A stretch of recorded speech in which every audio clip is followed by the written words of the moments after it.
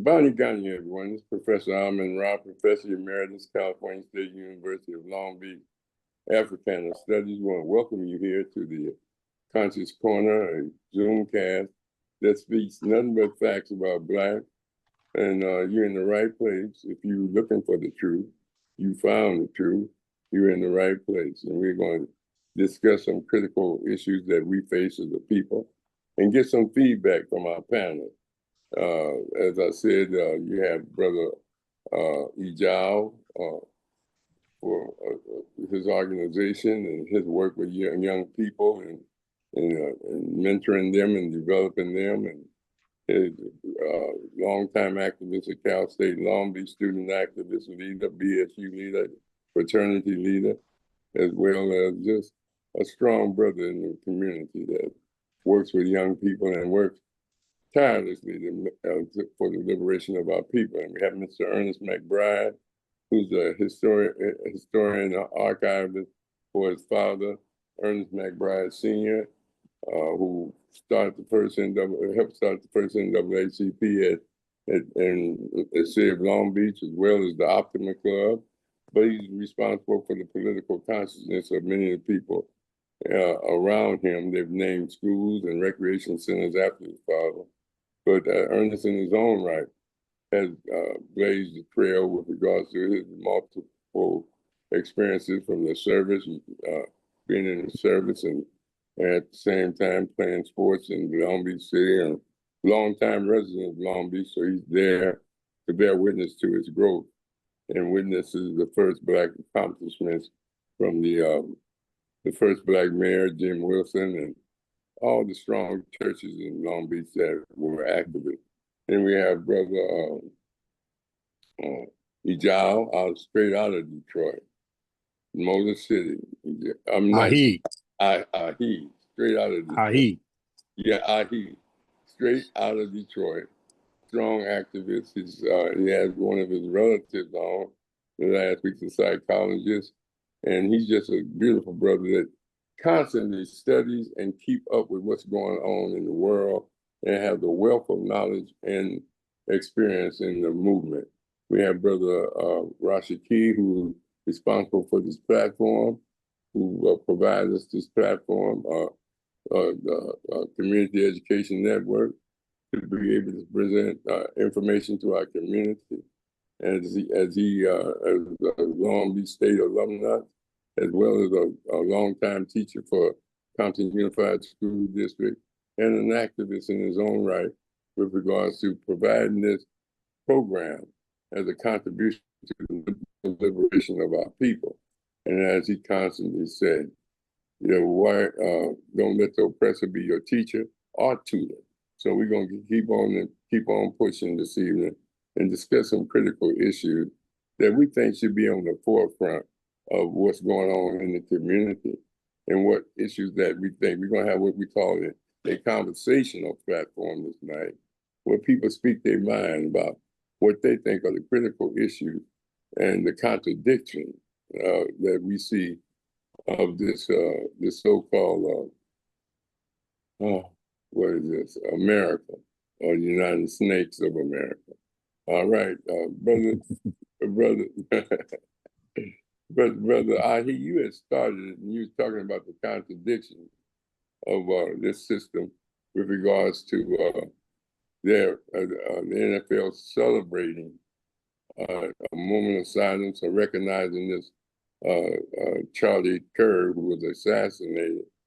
And I wanted to get your position on that, and tell me more what you saw and how you think that affect people with regards to how they are treating him, making him a martyr, making him a symbol of white power and white supremacy. Go ahead, Adi. Well, I think as of right now, you can't even criticize this guy. You'll lose your job. I think I heard someone was talking at work today, and I hate to put it, hasn't been validated, but I'm gonna put it out there anyway, that this woman lost not only her job but her license to nurse in Texas. But It hasn't been validated. It's just a talk on the job. But I do know that people have lost their jobs for talking about this guy, even repeating his rhetoric.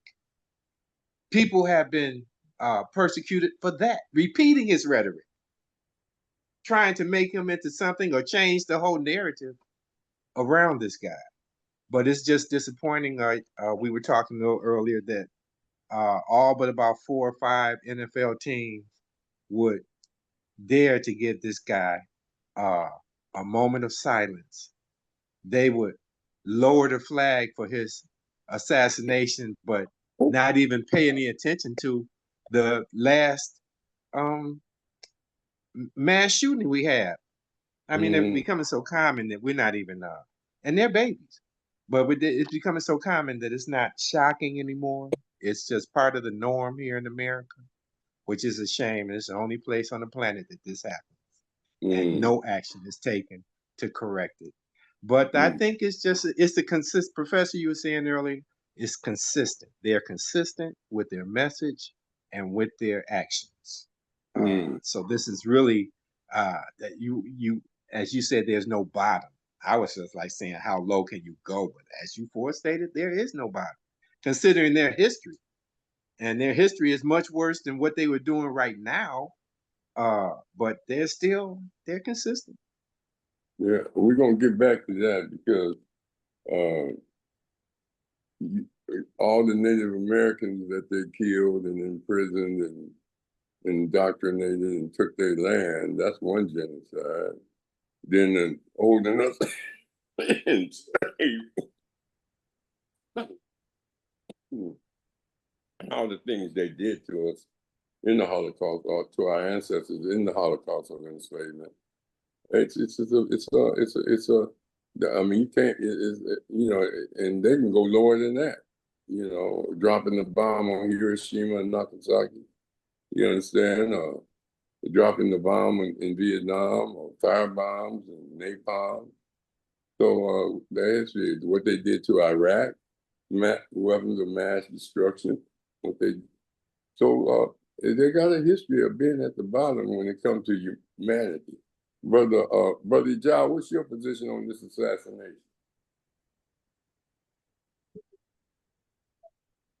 Ijau? Can you hear me? No, yes, sir. Can you hear me? Yeah, we can. Yeah, you gotta excuse me. I got a bad signal over where I live. It comes down to this. Yeah, Professor Rahh. I mean, racism is alive and well in this country, and it always has been, brother. And that's one thing that I learned, that we have to always continue to fight for our liberation and freedom on every front or every level that we're in, even on our jobs or even in our communities. We have to continue to be about that struggle for independence and self-determination. And we have to educate, not only liberation, self-determination, but education. And because so many of our people are just lost and confused and caught up. And that's why I stay in the pulse of all of the organizations I've been a part of, because, it's important that our people never forget. One thing, I still struggle with our people because they still want to have picnics and they don't even understand. And when I explain to them the whole history of the dynamics of the picnic, you look at this brother that was hung out here, that's what they was doing to our people, brother, and then sitting around celebrating it by eating watermelon and eating chicken and all of that. So we still have to continue to fight. It's a struggle, and I've been in this struggle for over 40 years as a young man. Since I was 18, came to college, and the struggle still continues. And I'm even I work within the public school system, and still, we still got our fight on our hands because our young people don't have any sense of guidance or direction, and they have no desire. So many of them, I can't say all of them, but so many of them don't want to know the truth. Man, I tell you, I walk around, man, these camps. I was at Poly High School yesterday, and I see 2 Asian boys walking out saying, "What's up, my nigga? What's up, my nigga? Nigga." So just the whole 9 yards. It's just a struggle. The struggle still continue, Professor Rahh. Yeah, Thank you, brother. On this assassination? Well, brother, I mean, I didn't know that much about this racist devil. But I see that you know, it's just a reflection of that president is so many people, so many lost folks elected, and that's what he stands for. He stands for Charlie Kirk. Charlie Kirk is just a representation of who Trump is in office, Agent Orange. So, I mean, that's just a state of America. I know right there in Huntington Beach, they was having a big celebration, celebrating the life for this dead cracker. So, you know, I don't. All I know is the struggle continue, brother. That's all I know. It's just another phase of it, brother. And we've been dealing with it for over and over since our existence, brother. And we have to continue to be about fighting for self-determination and liberation of our people. That's my spin on it. So he's just another aspect of it, brother. It's, you know, so. Here, here, black man. Here, here. Brother Hood, you up at the high schools and you up into AI, and I know you be looking at the information. What's your position on this young man getting assassinated? Oh man, greetings everybody. Well, for me, Greetings, man, brother. it's like more of the same. It's like a movie that you know how it's going to end, playing over and over again. But from what I've seen about it, it seems like it's like an infighting between the MAGA. That's what I got out of it. When you I don't say have any, like it seemed like it's more like seemed like it's like infighting between the MAGA. To me, that's what I think. You know, what do you mean How by so? infighting, because I think they're both, I mean, part of that, right? I mean, that's what I mean, I don't know much about Charlie Kirk. I don't really follow it too much as far as his political stuff. I know that he's a um, Trump guy. So just looking at it, it looks like it's probably, something, between MAGA. That's what it seems like to me. Well, the guy that shot him, his family was very conservative, and they were Trumpers. But Yeah. he was engaged with another dude that was going through a transition to be a woman, and so they try to say Oh, so it's one of them kind of deals. yeah, they were. I mean, so they're trying to say he wasn't conservative, but he was conservative. He was Right. just into that part, because there's a lot of He was being Yes. honest about his homosexuality. The rest Right. of them So not it's causing a honest about it. split. So it's causing a Yeah. split within their own MAGA party. It seems like to me. That's what it is. Gay, they try to switch him up and say he was liberal, Yeah, but no, he wasn't. He gay wasn't. Republicans and Right. conservatives. Right. Yeah, from that standpoint. That's kind of how I look at it. Yeah, Rashaki, what's your position? What did Malcolm say? What? Well, you remember what Malcolm said. Talking about chickens? Chicken came home to roost. Yeah. That's all I got to say. Okay. Yes, sir. You got Ernest, Larry Fields, and Brother Iweze is here. Okay, then. Ernest has stepped away. What about Ways Crazy? Iweze. Iweze. Yeah. How you doing, brother? Iweze? Is he talking? What about the other person? That's Larry Fields. Okay, can you hear me? Here come Dr. Muhammad. He's coming in. Hello? Yeah. Is that the Panther? Yeah. Brother Rahh? Yeah. How you doing? This is Iweze. Hey, Iweze, how you doing, man? How's your mom? How's everybody? Oh, we all blessed. Everybody is doing all right. We hanging on in there. From a Yeah. deep spiritual position, what do you feel about the assassination? From a deep, okay. And what's going on, Hood and everybody else? Rashaki, Maskani. You got it. All right. What's up, bro? I don't really have I didn't really reflect on it too much. I'm kind of indifferent to the situation. I didn't really know who he was until, I start seeing him all over the news. And then I looked at a couple of YouTube videos to see, who is this guy that they talking about just got assassinated. And so I listened to a couple of his views. He seemed um, like he was racist at times. The remarks that I heard that him make with regard to black people, he seemed to have like a real condescending type of approach that that they don't have no responsibility for any of the things that he's pointing the finger at us for. And he made a couple of points about that, within the black community, you have a lot of households without a father, and that we need to, black people need to take responsibility to say, enough is enough, and so on and so forth. And I couldn't really argue with that. But also said, but what is the responsibility of the white power structure that contributed to this situation?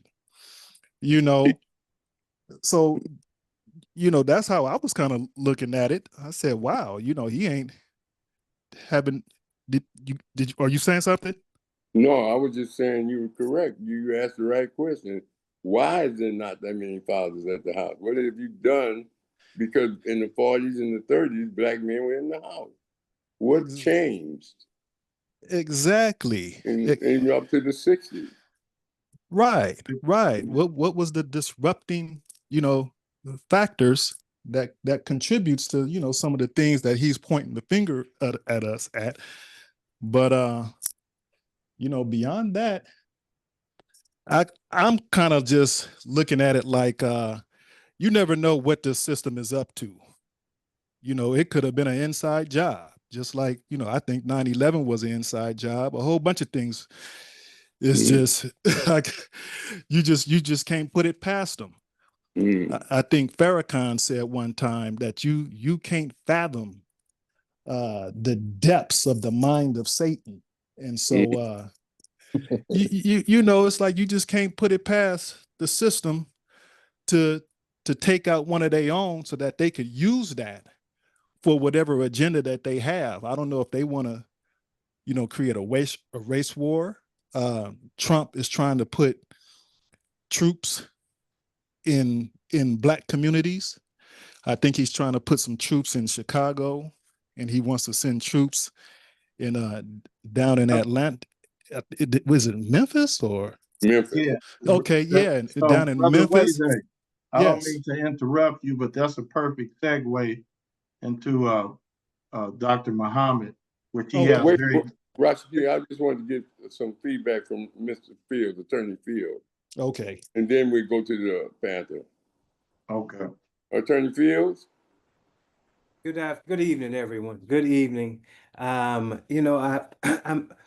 am indifferent to I guess the killing of this guy. I mean, I don't know how it rose to the definition. I guess the definition of assassination is a political killing, but I don't know if it even rises to that. I don't want to be as crass as Chris Rock when he, stated that a couple of guys that we have assumed were assassinated just got shot.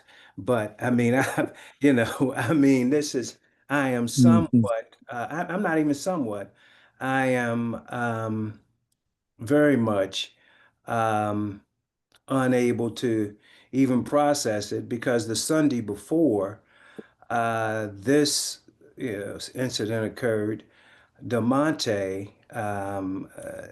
Johnson, which is the gentleman that was with Mike Brown when he was murdered by the police, he was killed. And so now everyone associated with the protest in Ferguson, Missouri, has just about been killed.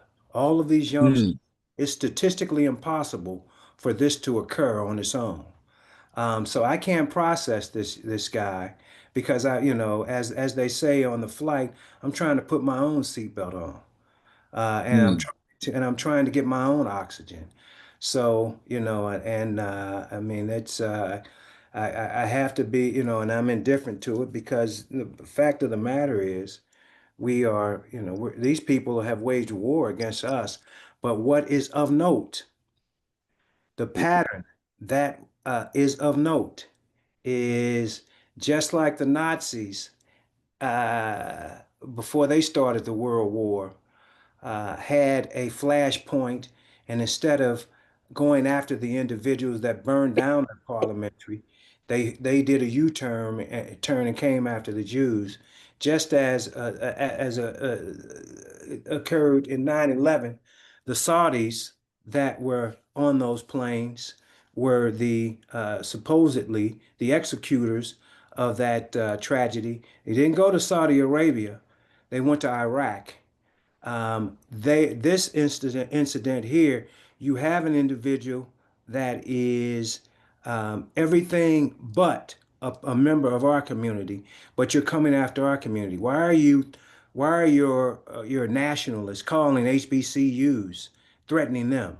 Why do we have two suspect lynchings, and in this time, so why are you as a white nationalist party claiming that there's something from the left that has been the problem with this. So I mean, those are the things that I get out of this at this point. But I had no knowledge of this, no real knowledge of this guy, passing knowledge of it. And I mean, I don't have the bandwidth to give him any attention because I'm processing and trying to make sense out of what's going on in my own front yard. All right, good. Okay, Rashaki, you want Brother Muhammad to come on now? Yeah. Dr. Muhammad? Greetings. Good evening, everyone. Definitely, very, very serious times we're in right now. I'm in Chicago, by the way, and I had a very turbulent day. I'm not going to discuss it on here, but I will say this, there's an element of law enforcement in Chicago that have their own subculture. They have their own, I mean, of course, we know they do that throughout the country, but it's like the internal gangs within their structures on a whole different level. And I will say that, the mayor of Chicago issued an executive order that the Chicago police cannot work with ICE, any federal agents that Trump sent, or the Guard. And then the governor issued, extensive things. So it's like, in that juncture, a lot of them are very upset that they cannot have this extra, MAGA dynamic. And they've been doing a lot. And I just will say that, of course, it's going to affect those of us who are in the community and those of us who are always going to be targets to them because of what we do and who we are. So one way or another, they exacerbate their targeting of us. And I just say, just some different things happen within the day I'm not going to discuss right now, but I'm good, and just Brother Muhammad, yeah. introduce yourself, tell them your affiliations with the Panthers, and what your theme talk is today. Yeah, I will. But I was just basically prior even to getting to that, just letting it be known that some personal things took place today within the city. Yeah, and with myself, and just this element of things that they have that's deeper than a lot of us sometimes may know. But getting to the other dynamic, for those who may know, for those who don't, I'm Dr. Lee Muhammad, MD. I'm the national leader of the Revolutionary Black Panther Party, and occupationally, I am a psychologist. I specialize in trauma PTSD, with a extensive background in child psychology, family, couples, and relationship. And but primarily today I work with trauma PTSD. The next thing is I'm also the first vice president and the People's Central Council chairman for the PGRNA, the Republic of New Africa. Tonight's conversation and discussion, from what I've been hearing since I have been on, and again, my tardiness has something to do with some personal things. I almost really didn't make it, but but I'm here and committed. Um, Dealing with Charlie Kirk and this exacerbation of racism and fascism and potential exacerbation of roundup of our people and different targeting. It's a very serious thing. As far as the Charlie Kirk thing, this is a person who really, for the most part, articulates, that whole MAGA ideology. He's a person who really, for the most part, makes it palatable. He goes to college camp like a predator. He preys on a certain element of the population, and they send him out there. One thing about MAGA that many may know, many may not know, is that it's one of the most dangerous developments of racism and white supremacy in history. And some of the major dynamics of that is because of what elements have gotten together to make that possible. You have the all the elements of the white extremist groups, the anti-woman clique, the anti-government clique, the anti-immigrant clique, the conspiracy theories clique like QAnon and the rest of them, and just all of them together, neo-Nazis, all of it combined. But then you also have the element in law enforcement, the Back the Blue Lives Matter, the Skull Crushers, and like in this city, they have the tradition of the Slick Boys, they call them, a whole different type of element.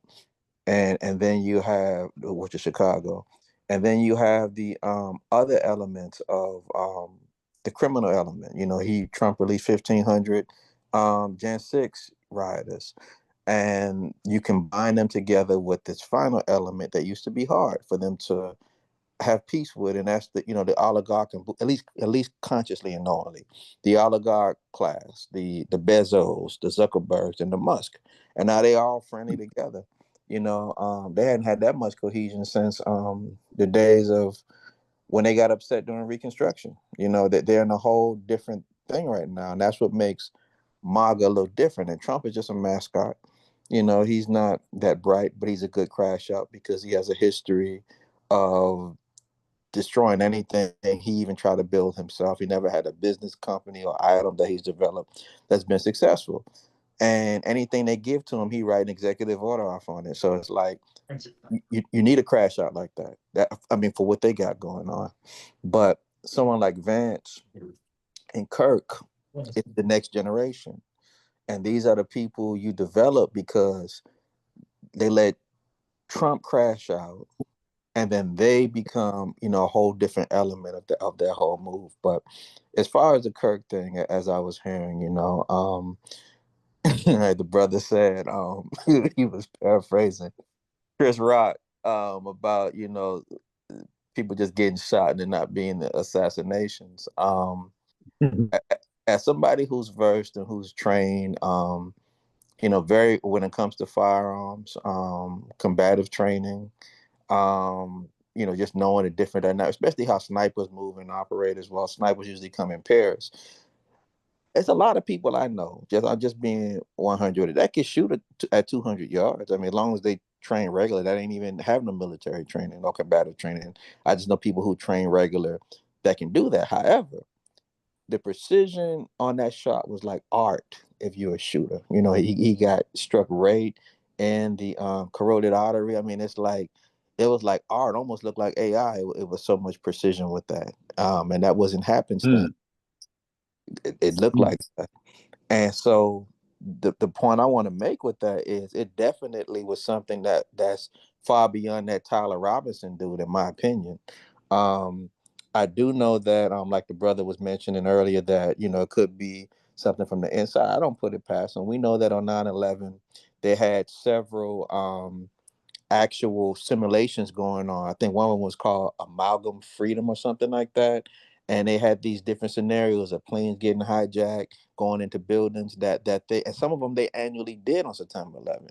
So the point is that the whole thing, we know how that was. They start talking about it's a war on terror going after international terrorists, and then they created the Patriot Act and created DHS for the first time. And once they did that, all they did was reestablish the elements of COINTELPRO.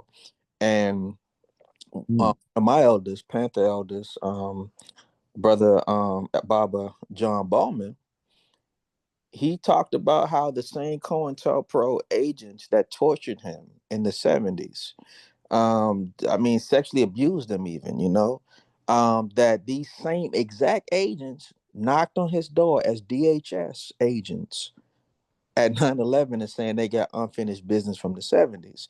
So they went after Panther. They rose, they put this so-called reward on Asada's head and all type of stuff they did. They and then not only that, then they targeted 7 brothers in Miami called Liberty City 7 and said that they were somehow connected to Al Qaeda. Then they said, nah, their defense attorney kicked that, got that kicked out. They say, well, they're not. However, they're terrorists or they're domestic then, and they're not operational, but they're aspirational. So they got convicted on the aspiration. And what that did was set a precedent, like you can't even aspire or to think like a thought arrest, but that was to set a precedence, and they kind of did a lot of funny things with that, and that's why we have to look at everything the way that we do. I know in our community we got a lot of division going on. We got, and I some may get offended with me, and we could debate or argue that if they want to, but you got this cult going on. First and foremost, Black people of America, we have a very unique culture. It's true. We have various lineages and various definitions for our lineage and various definitions that we've had for our act, to delineate ourselves. But I'm gonna just say it, and I mean, if it offends people, it offends them. But that whole FBA thing is a cult and a movement. That's not a lineage or a delineation. It's something somebody put out there, and it's like MAGA and blackface, and it's very divisive, and it has us say, "Oh, this ain't our fight," not understanding that everything they doing is our fight. When you see these people come out here and they talk about they going after people and everybody's desensitized. So they say, we're going after Trendy Robber, we're going after the criminals, we're going to get them. And then they go after them. Then you see them after, they're not going after no so-called gangsters or the criminals. They say they go and they target elderly people. They target people on the hospital bed. They target children in elementary schools and just people driving in traffic. And they just had this ruling a couple of days ago where it says that they could target you now for your skin color and how you speak. That's what they just put out now, that they can legally do that, right? So here's the point. Now, when it start hitting home, where we start getting some realization is what they did in DC. They just made it clear they was going after Black people. And not only that, the criminals, they say, but we're gonna fall for a lie twice. And they've always done that to us. Nixon, with the so-called war on drugs, and they admitted later, John Erickman, it was really a war against us, a proxy war, using drugs as the premise so they dumped it in our community. Socially engineered the dynamic of the sale and the usage. And then it became known as now a crime war. Reagan overemphasized it, and then Clinton brought it home. And so now we got Trump with the tough on crime thing. It's just Nixon 2.0, and not to be everywhere or to carry this thing in any kind of how would I say, a non-connected direction. The point is that it's everything about us. We must never forget the King Alpha plan. Also, by the basis of Louis Giuffrida, who headed FEMA under Reagan, he created his thesis about that, talking about the rounding up of 22 million Negroes, Black people at that time, he said, and really becoming the real King Alpha plan, or Operation Complan 2502, the McCarran Detention Act. All of these things, they've always been aimed at rounding us up, detaining us, wanting to exterminate us, and control population stabilization. But not only that, in 1922, the state of Mississippi voted to deport all Black people out of America. So it has happened. And we just have to understand the connection. It was in Rex 84. That's when Latino and Hispanics got added to the King Alpha plan under Rex 84. We got to know that this stuff really exists. And all this MAGA movement is the final icing on the cake. They're sick of us. They're frustrated, and they don't want us around anymore. All of those things, like the brother said earlier, listening to Charlie Kirk talk about us. He takes things, and he was nothing but a liar and has pseudo information, everything contradictory. I remember he was asked about I think what it was, violent crime. I'm trying to think about this question. That was a very easy question to ask, but it's also how manipulative he was. But the point is that when we talk about crime and violent crime, we have to understand the Hegelian dialectics that they use on us, which is what? Where you have problem, reaction, solution, theory, where they created the problem, people react either engaging in the problem or are frustrated and want the problem gone. Then they come in like they have the solution. That's what it goes in our community. A lot of our people say, man, I want these young, something need to be done with these YNs. I'm tired of them out here shooting and killing, all of this and all of that. And then, yeah, bring the police, bring the guard in. And the thing about it is that what's going on has been socially engineered so that they could come in.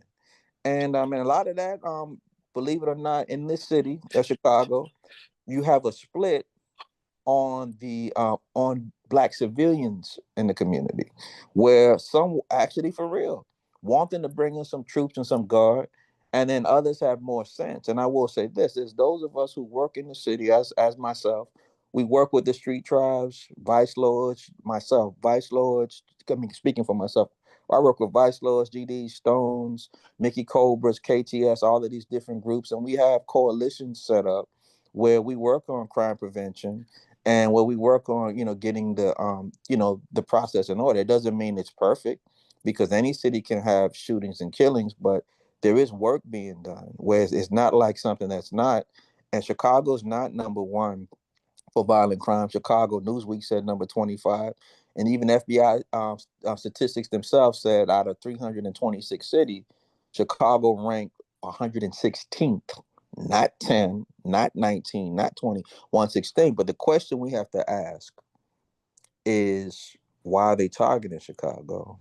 And I just say this: they have model cities or template cities that certain things must continue in the city so that they're able to target it the way that they need to. And that's why Chicago's always been their target.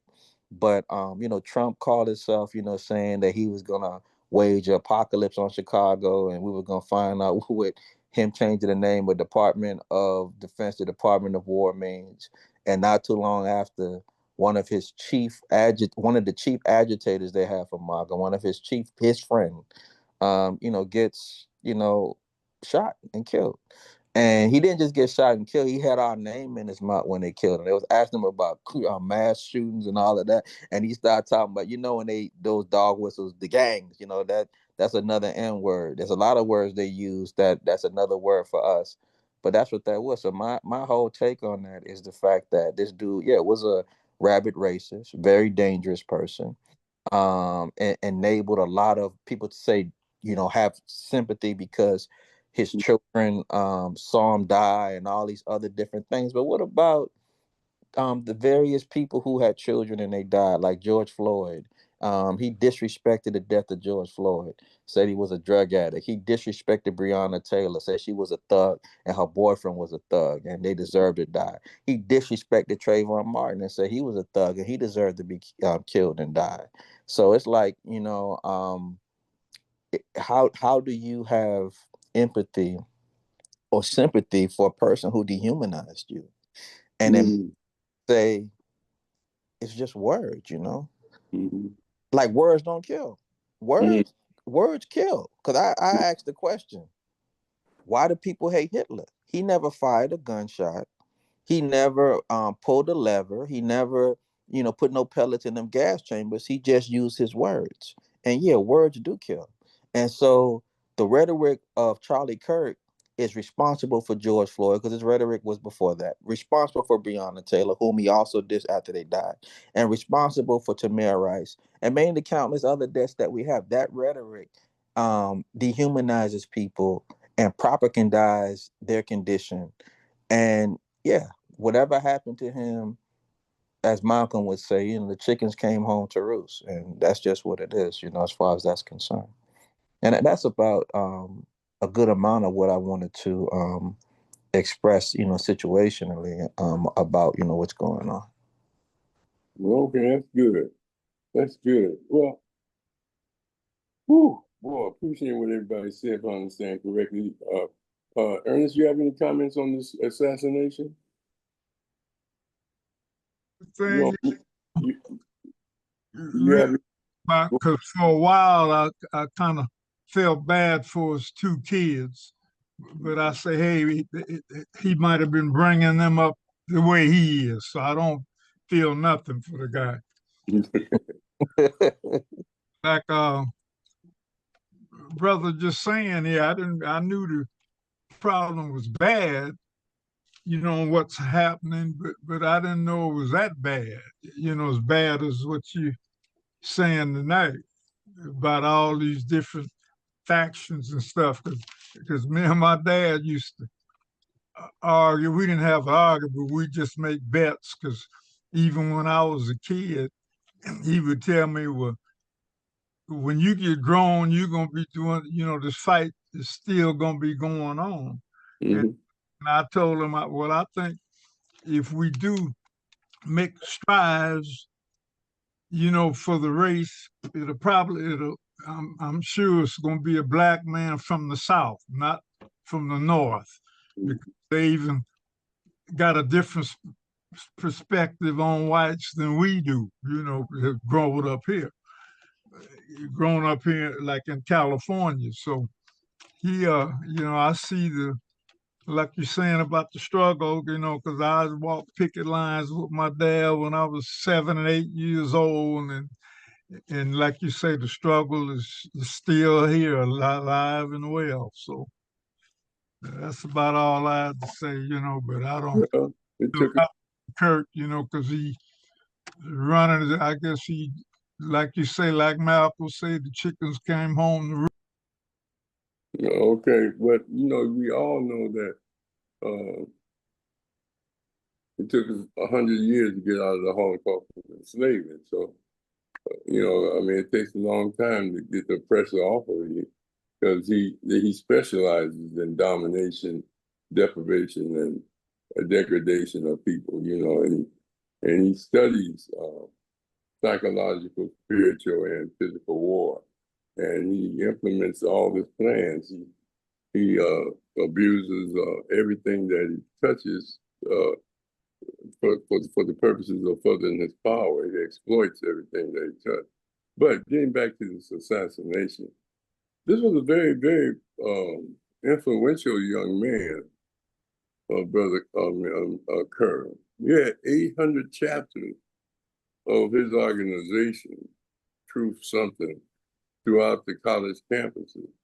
And when he came to college, I heard Trump say 3,000, but go ahead. No, it's 800 chapters. I don't hear. Okay. It may be 3,000 members, but 800 chapters. He spoke at Trump inauguration, and he was very instrumental in getting Vance to be a part of the Trump administration after Vance is called Trump or Hitler. And then he drew crowds. He drew crowds, young people, registering them to vote and registering them to take his ideological position and would debate anybody. You know, he challenged, when he went to speak, he challenged anybody to come up and debate him on his position. He was in college, he dropped out, and his wife was worse than him. He said that in an interview. He said, look, I'm conservative, but she's opposite. And she's valued this organization going. It comes down to the assassination. From a moral standpoint, we being the more vanguard of the world, from the standpoint of ethics and values, from our ancient history all the way up to today, we're against indiscriminate assassination and killing of civilians and things of this nature. I mean, you don't want to be like the oppressor and just go out and just kill. Don't like them or they said something you didn't like. That's what they do. I'm not saying that there ain't some African Americans that have taken to the gun. With the brother Howard Johnson in the 70s in New Orleans or Mississippi, he started sniping them. You had the DC sniper, you had Durden, the police officer. There's been you had the soldiers in Oklahoma, where Black Wall Street, they came to defend the people, but they were overwhelmed. We had the Deacons for Defense. We had the Panther Party. That's with Black Panthers for defense of the community. But getting back to Brother Muhammad, because he's our guest tonight. Brother Muhammad, tell us about your organization and tell us about your goals and objectives, and what is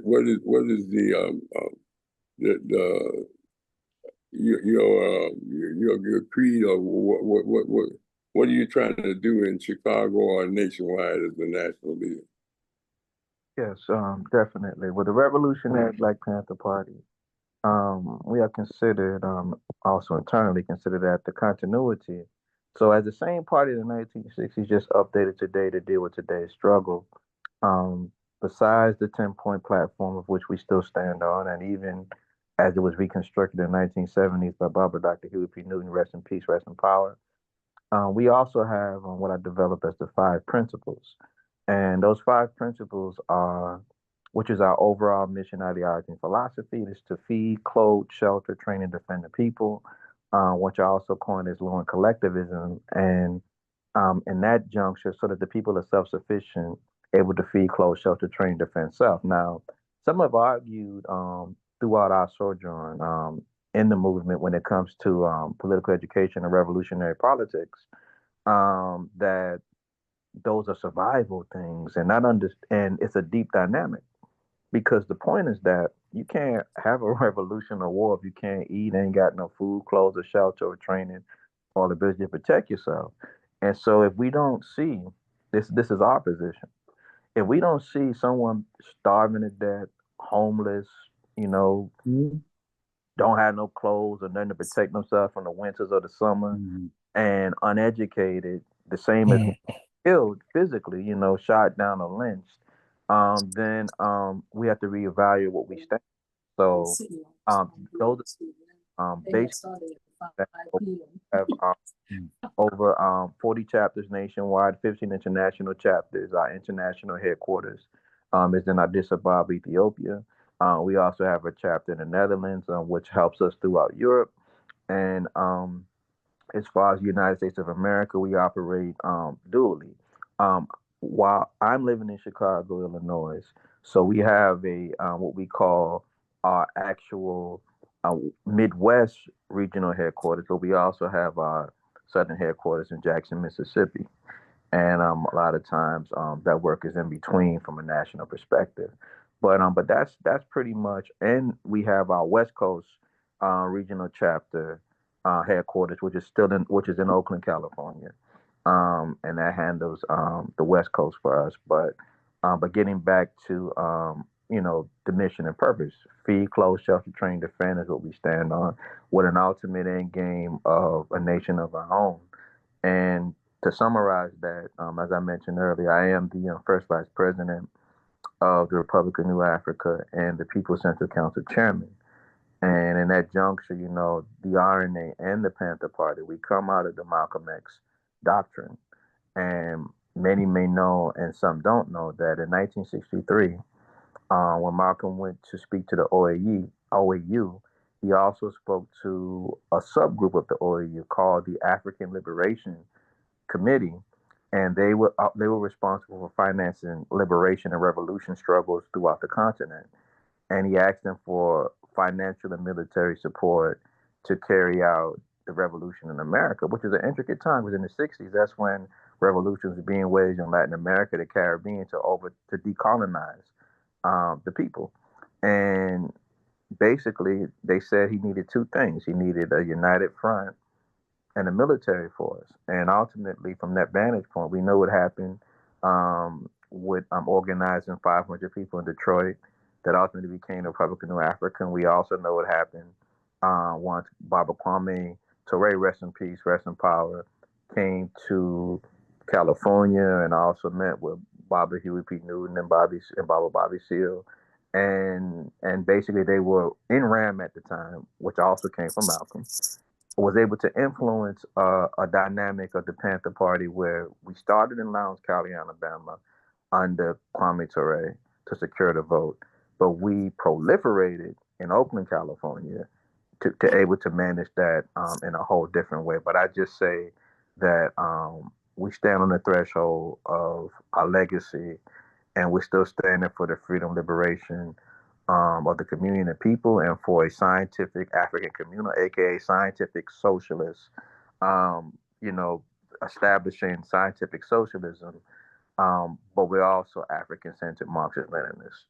And so I guess that's how I can introduce that as far as the Revolutionary Black Panther Party. As myself, again, I am a psychologist, and I specialize in trauma and PTSD personally. And I guess that's it. Well, there's a. Do you work with Fred Hampton Jr.? He's definitely a comrade and a brother. You know, he has his own thing. You know, he has the Cubs, and he does a lot of good things. We do, you know, at times, you know, exchange, you know, certain type of levels of, how would I say it? You know, we all get work done. I just say that, but he's. Okay, but you know, Fred Hampton Jr., the son of Fred Hampton, who was assassinated in Chicago. Yeah, absolutely. Yeah, he's on the west side. I'm in south side Chicago. Or what about Malik Shabazz out of D.C., the new Black Panther Party? Well, you know, when it comes to the different formations, as we say in the RNA, you know, everybody has a place to do something. But the new Black Panther Party, you know, was started by Aaron Michaels in 1989. And, you know, just like anything that we have in the movement, you know, sometimes it splits. The actual Malik had actually stepped down in the NBPP. And when he did, it was controversy. Sister Krista Muhammad was voted in, and then somehow he had Hashem come back in. It was just a bunch of different things that had. My point is that they are comrades as well. You know, Sister Krista Muhammad, who is actually the national chairman of the New Black Panther Party. You know, that's my soul sister. You know, like when I say soul, I mean like we're not blood and like same parent, but we're definitely very tight. That's my comrade. But what's your position on Trump was supposed to send troops to Chicago, but he changed it to Memphis. There were some demonstrations against it. What was the Revolutionary Black Panther Party position on police? I mean, the National Guard coming. You mean coming to Chicago, right? Yeah, he was, but he changed it. No, he didn't change it. So a lot of I've heard. This is the third time I heard it today, by the way, Baba. No, he didn't change it. What he did was this. He said that he was New York, Chicago, and Baltimore was on his list. He didn't change it. It's just the fact that you have to understand that Tennessee is a red state. It's a MAGA state. So it's easy for him to just roll up in there without opposition. The governor of Illinois put out certain mandates, and so did the mayor in Chicago, but he still says he's not playing. He sent, I'm going to say about like could it be about 600 ICE agents because they all over the streets, and you do see tanks here and there, and then the element of MAGA that he has in Chicago PD is almost as if he gave them specific orders too, because there's certain things that they're doing. As far as what we're doing, we've definitely been mobilizing throughout the community. We have something coming up. It's actually going to be next weekend, and it's called Rise Up Chicago. So this would be going on Saturday, September 27th, on the Revolutionary Panther Party, in conjunction with comrades of other groups and organizations.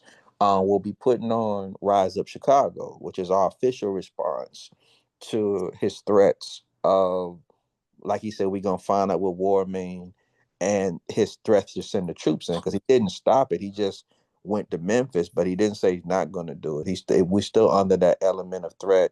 Every day, local media talks about it too, of when he potentially may be doing this thing. So he didn't stop it, but that's our position. We've been mobilizing already throughout the streets and the community, but as far as an official public action that people can see. September 27th, 2025, we'll be doing Rise Up Chicago, which is our response to that racism and fascism by Donald Trump. Well, where's it going to be at, and what day, what time? We're going to be starting at around 1 p.m. As far as location right now, if anybody's interested, just know it's going to be in Chicago, Illinois. But the reason why I'm not going to publicly say exactly where it is at this moment is for logistic and reconnaissance reasons. I'm not going to say that right this moment, but it will be given out in a couple of days, just not today. Go ahead. In Chicago, you have Minister Farrakhan that has a big Savior Day there, and he lives there in Chicago. Plus, he got other homes in Arizona and other places. And then you have Jesse Jackson. Operation Push was based there, and Rainbow Coalition was based there. You have Rookins, who used to be the Blackstone, where they're based at. You have, and Martin Luther King said Chicago was one of the most dangerous places. He's more scared of Chicago than he was the South, he said. Chicago has always been a centerpiece of the great migration of Black people who left the South from New Orleans, Mississippi. Many of them went to Chicago. How do you see the movement in Chicago with all those fractions in there that had not really came together yet? You got a number of Black, Hakeem Hadibuti and the Institute of Positive Education. You had, independent schools that have gone to charter now.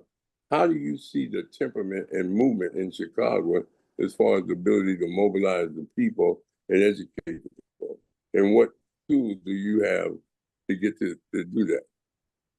Well, very, very deep question, and I definitely appreciate the history that you did, put down. So I'm going to fully answer that, but I must cover a few things. So in this work, like I said, we have 40 chapters throughout the country. As far as a part of my primary background, I grew up mostly in the South, prior to being in the Midwest. And most of my family, during the Great Migration, a lot of my family did come here to the Midwest, to Chicago. A good majority went to New York too, though, and to Virginia. On that part of my family that went to Virginia, that's on the Freeman side. I'm getting to a point in answering your question. There's a different way that our people are throughout the country when it comes to mobilization. The way you mobilize our people in Florida, due to the different fragmentation that we have in Florida and the way that we operate, it's much different than you would in Mississippi. And I'm getting to answering Chicago by getting to this point. For example, when you try to mobilize our people in Mississippi, there's ways you'll find out that it definitely takes a lot of outside physical on the boots boots on the ground, because there's just a certain element and certain way that we are there. This is why Baba Shukla Lumumba, rest in peace, rest in power, when he was mayor of Jackson, when different things that be done even through the RNA, as Jackson, being where the National House was, and also Malcolm X grassroots, et cetera, et cetera. And NAPO, getting to a point now. People always came from Detroit to work in Jackson because there's a certain way Mississippi moves, right? Same thing with Louisiana. And I'm saying this because all these different cities and states I've worked in and just have dealt with certain type of ways we move. We move a little different. Arkansas is the same way. Getting to a point. So in dealing with the Midwest, Chicago is not just Chicago, it's Detroit, it's Flint, Gary, and Milwaukee, which is an hour away. And dealing with the Midwest, there's just a certain way that we do operate. Being that you mentioned the Great Migration, I'm just going to say this, and I'm able to answer the question from various positions, because there's various positions and various dynamics that we have in this city that I've been fortunate enough to work within, right? So I'll just say this. When our people did come up through the Great Migration, we came up with a lot of hopes and expectations. And I'm just saying from a psychoanalysis of just how things are, today Chicago has a very deep, I'm just saying the problem, getting to the problem first, a very deep crab in the barrel, cutthroat, snake, backdoor dynamic that's different than a lot of other cities. And I will say that a lot of it has to do when we came into the Great Migration, because we had high hopes and high expectations. But when all them factories got shut down and all them different things that Nixon's influence did, we resorted to, different means to survive. As far as the elements that you mentioned, D.L. Rukin's, the Stones, I have a liaison with the Stones. I have an actual affiliation with the Stones. Same thing with the Vice Lords. Same thing with the GDs and the BDs. And there's another group called KTS, which is like the toughest street, tribe here in Chicago. And these are the youth and people I work with. There are also Panthers and KTS and Panthers and GDs. The GDs are one of the most prolific ones because for some reason, being in Chicago and my work in Chicago, that's always been a very powerful force to be able to go do a lot of things that I do in the city. So Chicago is very political. All the groups that you mentioned, not just the NOI and the other groups you mentioned, but also the Moorish Science Temple, Noble Drew Ali started it here in Chicago. Um, and and as far as you mentioned, the minister, uh, what saddens me with the nation is that the nation is not what it used to be in the streets here in Chicago. There's a time I come to Chicago and you'll see like dozens and tons of dozens of FOI throughout the city, and it used to be very much so. What saddens me is not the mosque or the minister. I love the minister and I love the mosque. What saddens me is the people in Chicago. They have this disdain for the mosque, like the young people. They say all kind of stuff that in ignorance don't even know what they're talking about, and it's sad. And so there's a detachment. Jesse Jackson name ain't nowhere in Chicago anymore. People don't, that element is gone. That's like people. A lot of people don't even know who he is. These younger people now. Um, and I say in some ways that's unfortunate. I mean, there's a lot of value from what he did. Though he didn't start the Rainbow Coalition, Chairman Fred did start that. Chairman Fred Singer, rest in peace, rest in power. But he started his version, like you said, Rainbow Push. But not to get off topic and long-winded, how does that work? Well, as far as the street tribe element, like I mentioned, there are Rukins that are the Stones, the Vice Lords, the GDs, the BDs, the Mickey Cobras, and KTS. That's who I work with in the streets. As far as the different political apparatus, um, there's always the connection and openness to working with everybody. But I will say that there's no difficulty in getting things done, regardless of the various things we have. I always have said this, that a true united front is us respecting who we are collectively and also as individuals. Just like the U.S. Armed Forces, they got the Navy, they got the Marines, they got the Army, they got the Air Force, and they all have their unique ethos. They all have their unique codes, their unique mission, purpose, what makes them unique and different. But when it comes all down to it, they still the U.S. Armed Forces. And I always seen all of us as the Black Armed Forces. Even if we don't use that title, that's how I see us. So as far as how we work together and what we do, everything has its uniqueness. Not everybody wants to be a part of the mosque, and that's okay. And not everybody wants to be a Panther, and that's okay too.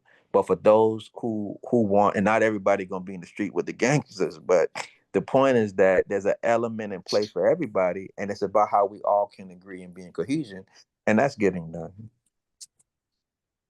Okay. Well, we appreciate that, but we must have to get you back, brother, because you got a wealth of knowledge, and we're gonna get back. But does anyone else have any burning questions they want to ask, Brother Muhammad? Brother Rashaki, you there? Yes. Any questions anybody want to ask me? I do. Go ahead, he. Well, I just have let me see, I have a couple of questions and a couple of statements concerning your opinion on so-called FBAs and your opinion on maybe only people in military suits can teach somebody to shoot, as far as that No, I didn't say. young white man who assassinated the this devil. And there's something else that don't come to mind. But I'll just say, people like me and my forefathers and my ancestors need to be talked about. We created the wealth of this country, and understanding that, yes, there's ignorance on both sides. I've traveled the world, and before I could even get the country out of my mouth, people are telling me they have their biases based on what they done heard. And then we have people coming in here based on what they have heard through their media and passed around from ignorance about who and what we are.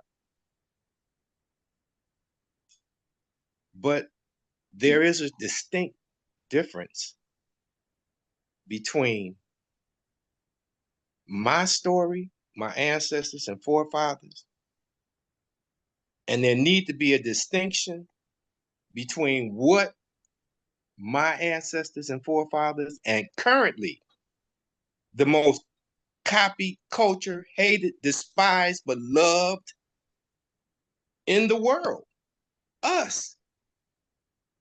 Out of 15% of the people here in America, we are the most copied. We created the wealth here. There is I don't care about the political reasons, what the name you want to call it, but our story must be told. And there has to be a distinction between those who created the wealth and those who chose to come here after the wealth was created. Okay, now, what was my other point? Oh, yes. I worked with these devils for the last 35 years. And when hunting season began, that first day, they not at work.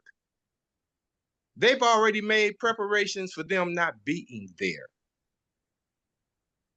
They're a gun culture. From babies being taught gun safety. I've been at the firing range and they got their babies in there. I've seen them still in the sling, hanging on their mama. They're a gun culture, and precision and all the rest of that is not a market that's cornered by a small group of people. Okay, there's something else, brother, you stated. Oh, in Germany, when the Germans turned their attention to the Jews, it was these variables you did not include. They controlled the banks. They controlled the interest rates. And Germany was broke because they were paying the rent, and the rent was high. So the Jews are not, much like what's happening here. Of course, they were influential with their politicians. Much like what's happening here, you can't tell the truth and not be called an anti-Semite. If you're in a basketball or anything having to do with entertainment, you want to continue to make that money, you're going to shut your mouth. And you're going to recant and apologize before the world. Even though I'm telling the truth, I apologize. this country with the influence of Jews in our political system, and just count the number of senators that are Jews. It should be easy to understand why at least the Jews were one of the subjects of Hitler's, I'll just say hate, because that's the way it looked, the way he was trying to exterminate them. And I can't think of the other thing, but I just wanted to throw that in the conversation. Very, very good statements and questions from me, and I'm definitely going to go through each one of them. Before I fully do, though, I want to ask you something, Baba Amin Ra. Do you consider yourself an African or an African American? Well, no, not oh, you. you talking about Amin Ra? Oh, excuse me, I'm done. Okay. Well, my ethnicity is an African from the standpoint of being in America, from an ancestral standpoint and a origin of existence. That's where we came from, you know, the continent of Africa, or Kibalan, or Olympia, with all the different names that they have for the continent. Second, I'm a brother in struggle. You know, I'm like Malcolm. I'm not American. I'm not a Democrat. I'm not a Republican. I got sense enough to know it. So I'm really a nationalist, a Black cultural nationalist, that I followed Dr. Maulana Karenga and studied Taoist philosophy and practiced that. But from the standpoint of identity, I'm a Black man, but my ethnicity is African. The reason I'm a Black man is because that's the symbolism of the rallying call out the 60s for the Black liberation movement that had two phases to it, the civil rights and the Black power position. I work with all organizations. I work with Omario Padelli. I got pictures with him from the Republican New Africa. I worked with Michael Zenzen Coalition Against Police Abuse. I worked with the Black United Front. Matter of fact, I was the chair of the Black United Front of Los Angeles, an organizing committee voted by the people. I was voted along with some of Ernest's relatives to go to Chicago to the Black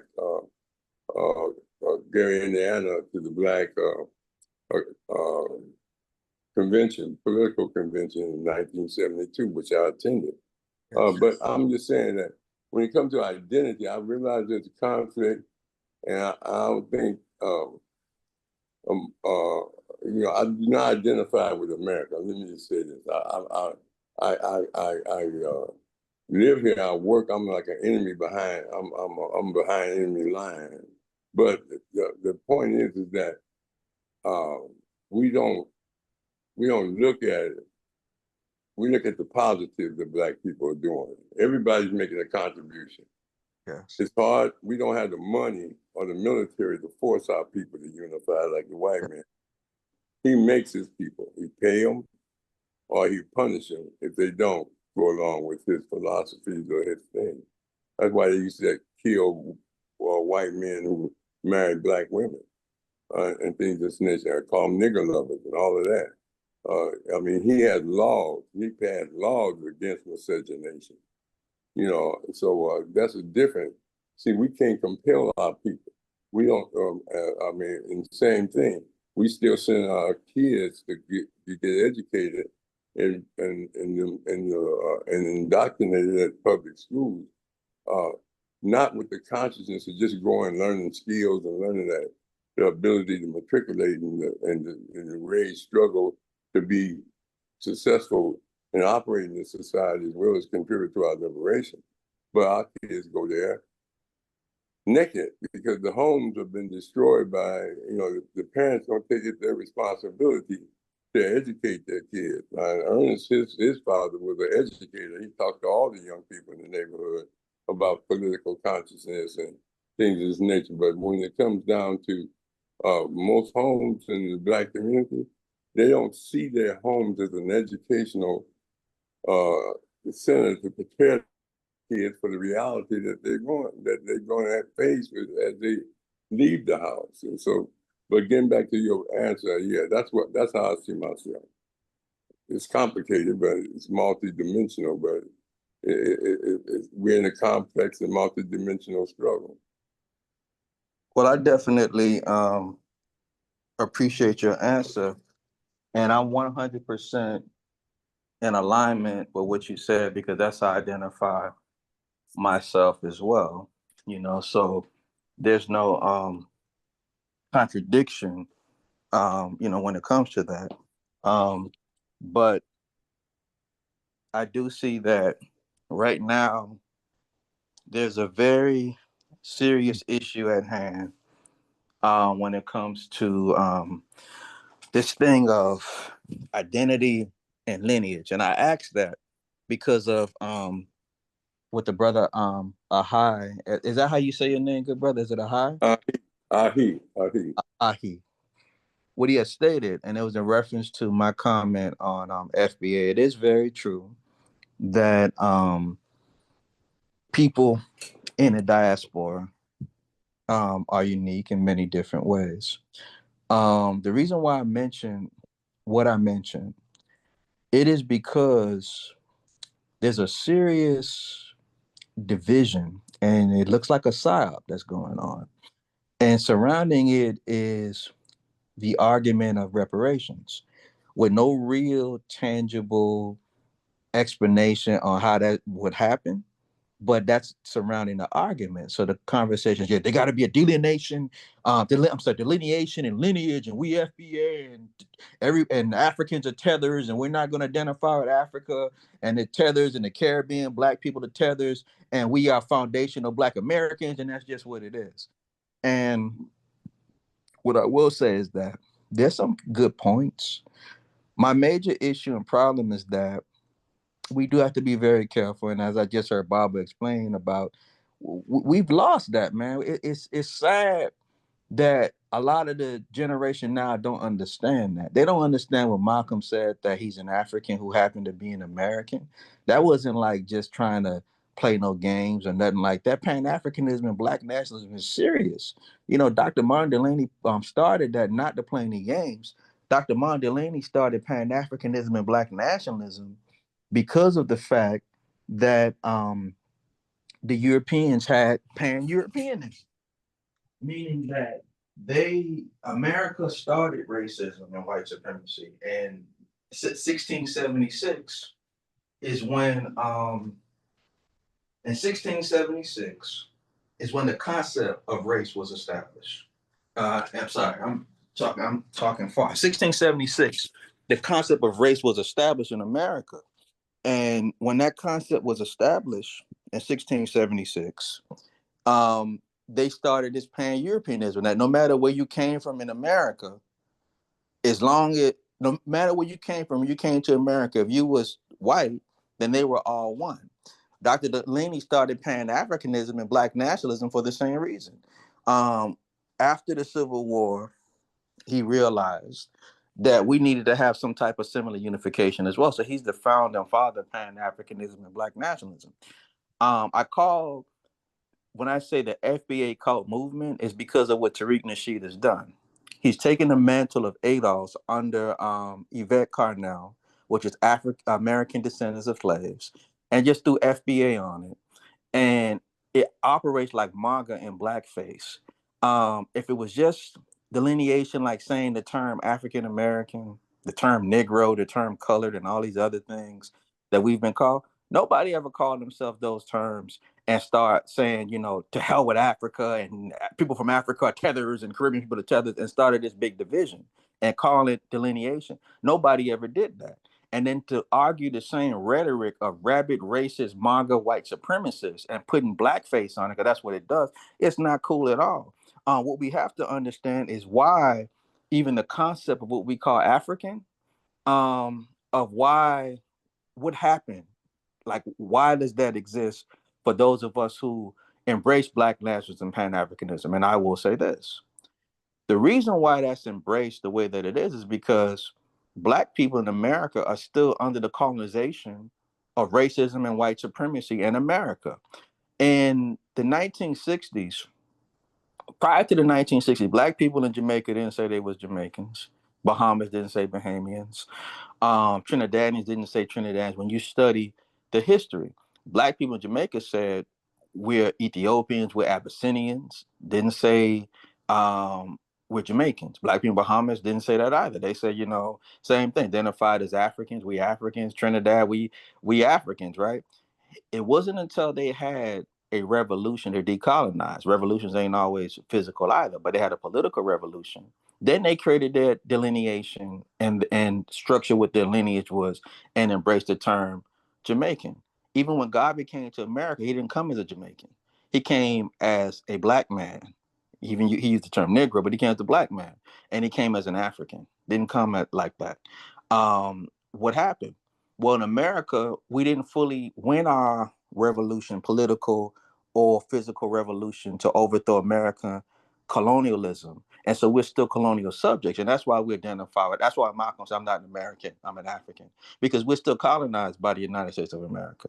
And that's why that is. It's not trying to say that you just deny this or deny that, but that's the real thing. And I'm one who actually traced my lineage in America. My America lineage, I was able to trace back all the way to 1845, actually. And my great grandfather traced back there was a freeman, by the way. And I can trace my whole patriarchal lineage in America back.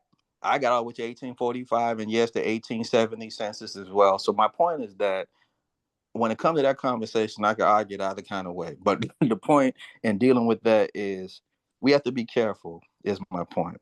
There's some point you made about there being some distinctions are cool, the people who were here and the people who came after. All that is cool, but it's just got too divisive today at the time that we need unity, and we just got to be careful. And that's my Okay. opinion on that. Excuse me, brother. Can I retort?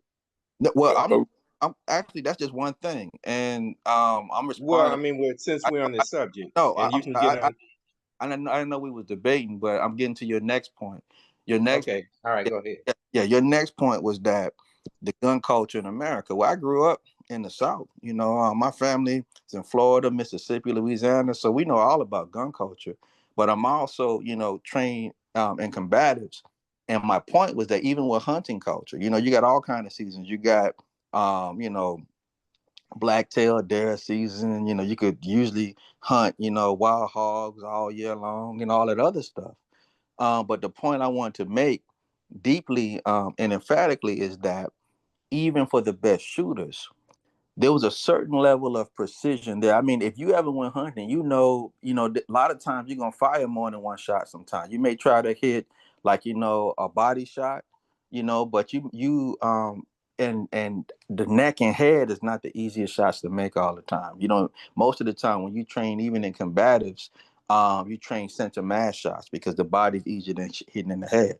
And most firearms training, you start their center mass shots, even with a double tap. 2 shots to the body, 1 to the head. That's how it go, right? That's a double tap, right? Then you got a Sierra. But getting back to the point, where you do 3 shots, three and 2 with the Sierra.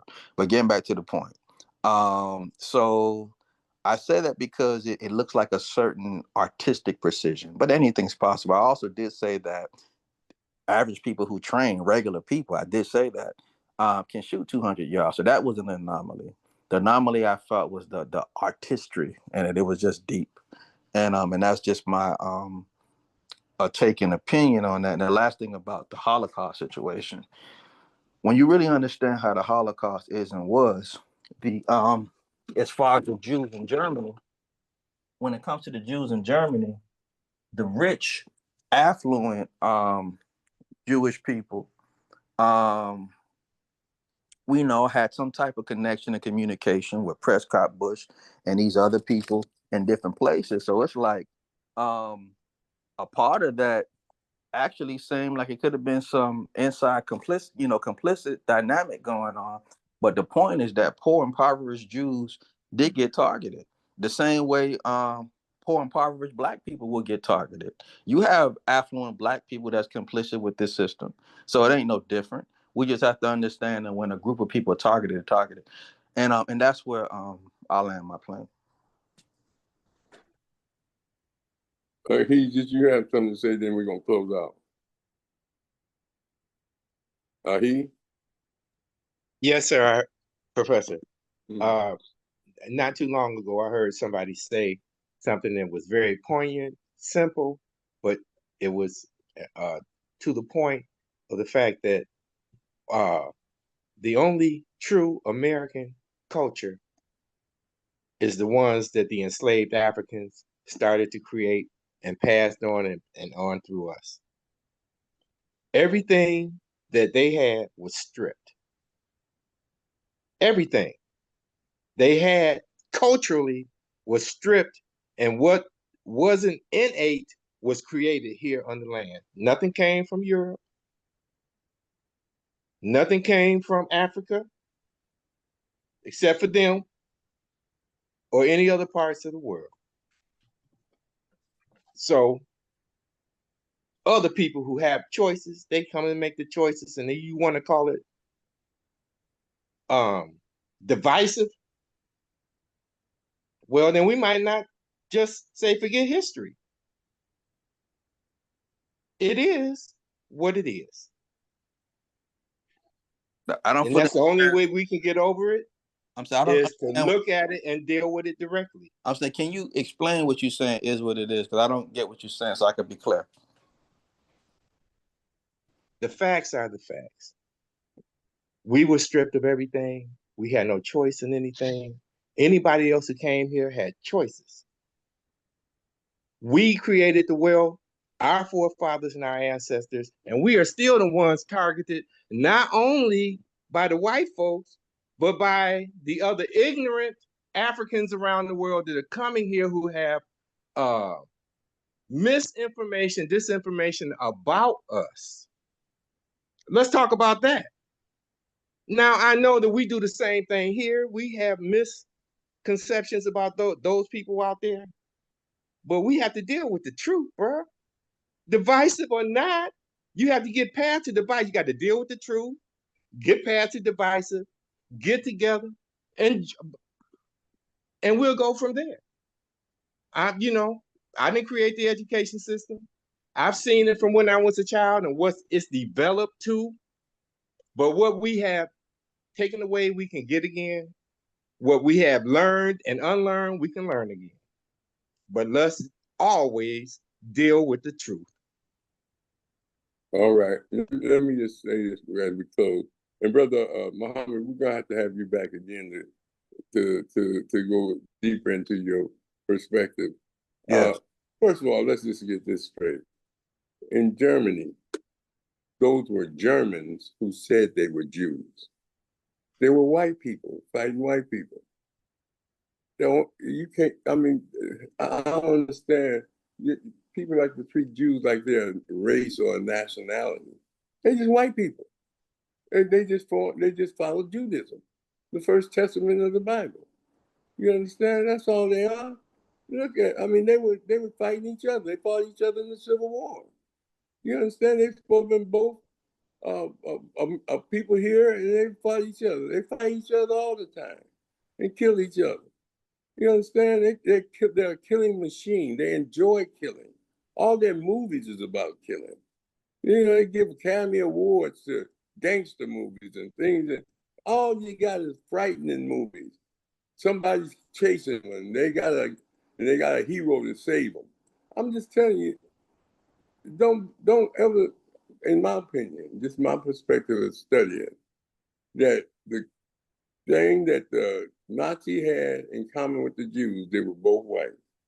And that's why you have to look at it. White men, they were Europeans. And I understand the argument, you separate the Jews, like what's going on in Gaza. That's the United States and a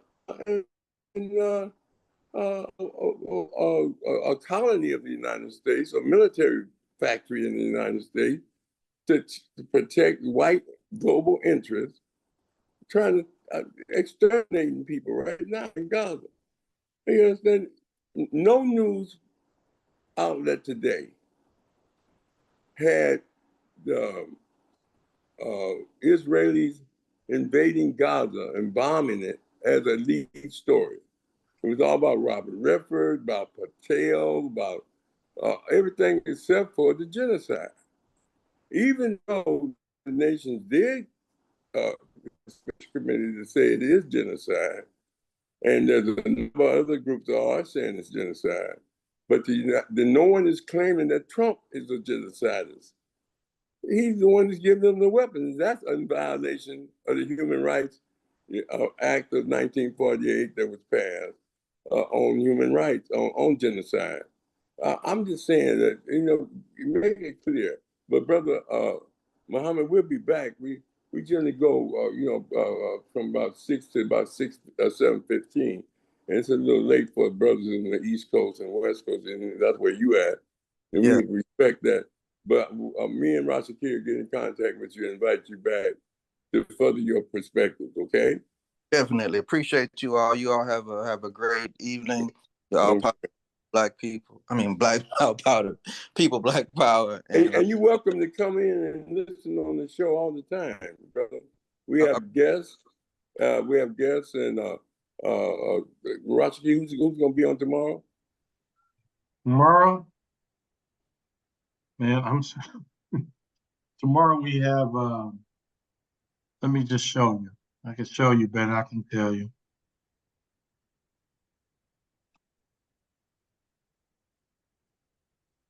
We got a Professor Akinyele Umoja coming on. Oh, Umoja out of Atlanta. Yeah, he's gonna talk about his book. Let me show everybody. His new book? Yes. Okay. Here it is. The Memoirs of Robert and Mabel Williams, African American Freedom, Armed Resistance, and International Solidarity. That's going to be an outstanding show. Yeah. All right there, Brother Fields. I'm glad to hear you still there, brother. Yeah, that's going to be an outstanding show, as was this one. Yes. Yes. All right. All right. Appreciate everybody. Appreciate each you all. Each one teach one in Conscious Corner. All right. All right. Have a great day. Remainder of the day.